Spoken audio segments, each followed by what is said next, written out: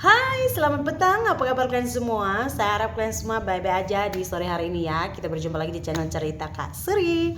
Oke, Kak Sri cerita apa hari ini? Nah, sebenarnya ini tuh videonya tuh udah agak lama juga pemirsa. Cuman ini tuh hanya satu gambaran yang ingin saya ceritakan kepada kalian pemirsa ya. Jadi videonya ayo kita tengok sama-sama. Pemerintah Malaysia menemukan sebuah kampung berisikan warga negara Indonesia atau WNI yang tidak mengantongi dokumen resmi di wilayah Negeri Sembilan pada awal Februari lalu.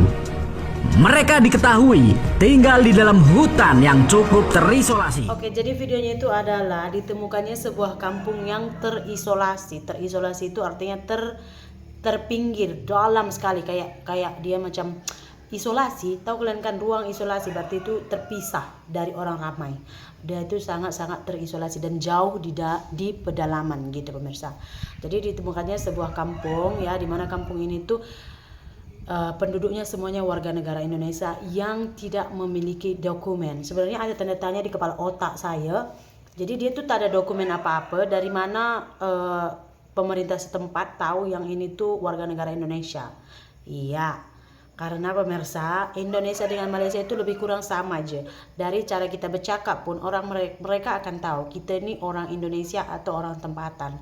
Ya, mungkin mereka memiliki dokumen apa-apa yang membuktikan yang mereka itu warga negara Indonesia ya. Kita tidak tahu ya. Saya juga pernah menceritakan video ini ya, kejadian sama seperti video ini tuh di video saya pemirsa dengan judul mirisnya kehidupan orang Indonesia di Malaysia. Dan ya, memang miris bagi yang tidak memiliki dokumen and then mereka memilih bertahan di Malaysia. Sebenarnya kalau kita katakan saya juga nggak terlalu mengkondem ataupun mengecam mereka ini. Kenapa? Karena saya berjumpa dengan beberapa orang yang sama persis seperti ini. Mereka ini yang pertama dulu memang kalau mereka pulang ke kampung pemirsa, jangankan untuk membuat rumah, untuk makan aja mereka susah.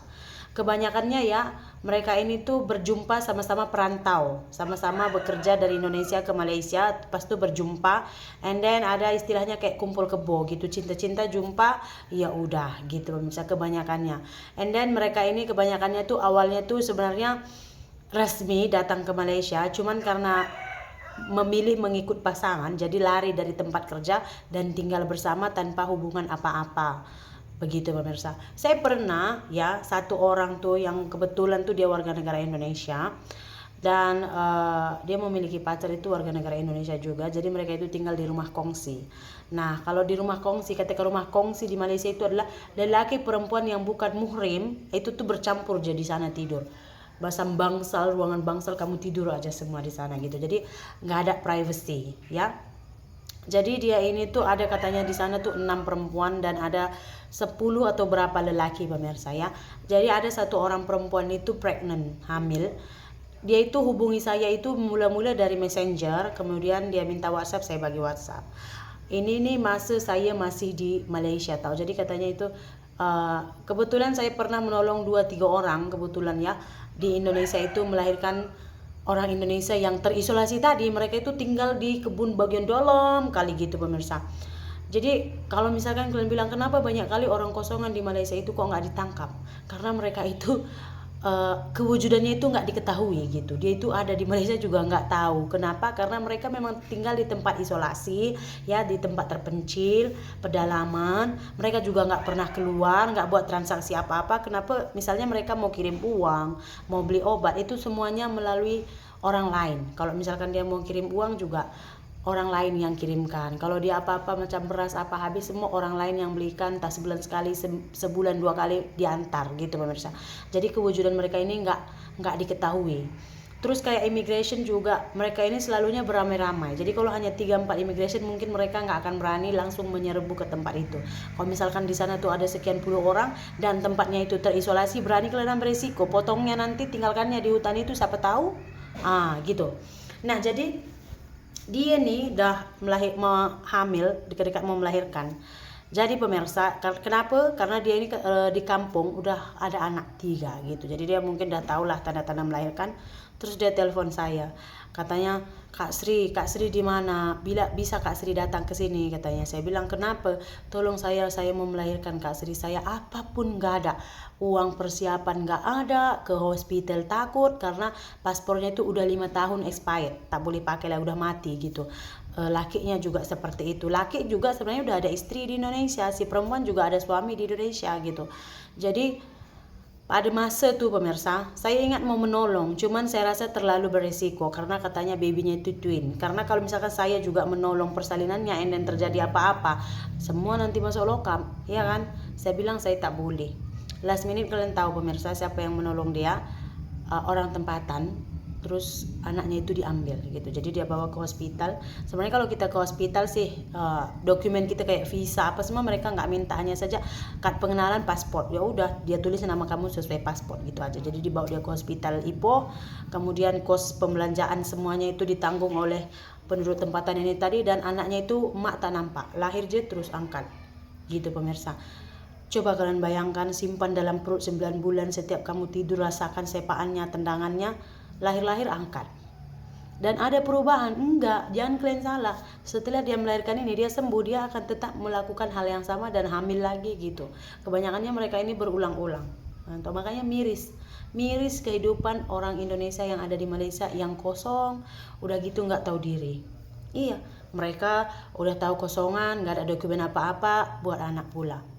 Udah tinggal terisolasi, terpencil, buat rusuh pun ada, kalian tahu. Makanya saya bilang, kemanapun kita pergi, usahakan yang berdokumen, usahakan legal secara resmi mengikut undang-undang. Dan kalaupun kita ini dah terlanjur ya melanggar undang-undang, ya jangan ikut macam agen yang menguruskan, langsung saja pergi. Kita mengaku bersalah, serah diri. Orang yang serah diri itu akan diproses dengan baik-baik karena kamu juga mengakui kesalahan kamu. Ini saya cerita semua dari pengalaman pemirsa, betul saya bilang. Saya juga pernah menolong 2-3 orang melahirkan yang kosong-kosongan, kalian tahu. Saya aja sama suami saya pergi ke rumahnya itu takut. Melewati mula-mula dulu kita ya kan dari pasar besar masuk dalam ada perkampungan. Orang Melayu juga banyak kampung-kampung di sana ada perkampungan. Pas itu kita masuk dalam lagi dalam 15 km tahu dalam. Kita ingat ada ke di sini orang? Adalah situ kandang babi banyak. Pas itu ada rumahnya situ. Dialah yang jaga babi itu. Kewujudan manusia di sana pun kita tak tahu ada. Pas itu saya masuk ke sana tengok dia sudah keluar lendir campur darah, baby rambut sudah nampak, dia tak teran saja, kalau dia teran dah push keluar. Kalian tahu pemirsa, keluar babynya itu nggak pernah makanya Tuhan ini pun saya rasa bagus juga sih, kenapa luar biasa gitu, dengan anak yang nggak pernah imunisasi ya kan, nggak pernah ditimbang apapun, sehat-sehat pula, membesar pula anaknya. Ada yang sekarang udah 5 tahun, ada yang udah 6 tahun cerita saya ini pemirsa. Jadi begitulah yang saya ingin sampaikan kepada kalian ya. Masa depan anaknya ini juga kita kena fikir. Udah 7 tahun, ada yang udah 8 tahun, ada yang 6 tahun. Pendidikannya ini bagaimana? Itu kena fikirkan semua.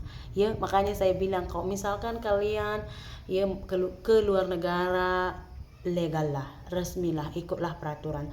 Dan jika sudah terlanjur membuat kesalahan di luar negara, serah diri dan mengaku bersalah dan pulanglah mengikut undang-undang. Ya, saya tak ada uang Kak Sri, kalian serah diri aja. Ya, pernah ada perempuan dari Aceh, dia itu nggak berkawin sih, cuman dia itu kayak kumpul kebo sama lelaki Myanmar. Jadi anaknya itu udah ada 3 orang, kalian tahu. Masa dia datang ke kedutaan, saya nampak sini biru, tak tahu badan semua biru, saya tak tahu lah, hanya yang saya nampak saja biru. Yang mengantar dia itu orang tempatan, orang India, kebetulan itu bosnya. Kalian tahu kenapa si lelaki ini tuh hisap dadah? Ya, dia itu mengkonsumsi obat-obat terlarang. Jadi ditumbuhinya istrinya ini. Jadi istrinya udah nggak tahan, bawa anak semua malam-malam lari sejauh 17 km ke rumah majikannya. Jadi majikannya itu bawalah dia ke kedutaan. Segala biaya ditanggung majikannya. Kalaupun kalian nggak ada uang dan kalian itu mengalami penyiksaan, datang ke kedutaan. Pihak kedutaan juga mau mengurus kepulangan kalian. Ya, itulah dia pemirsa cerita kita untuk sore ini. Terima kasih banyak. Jumpa lagi di cerita Kak Sri berikutnya. Bye.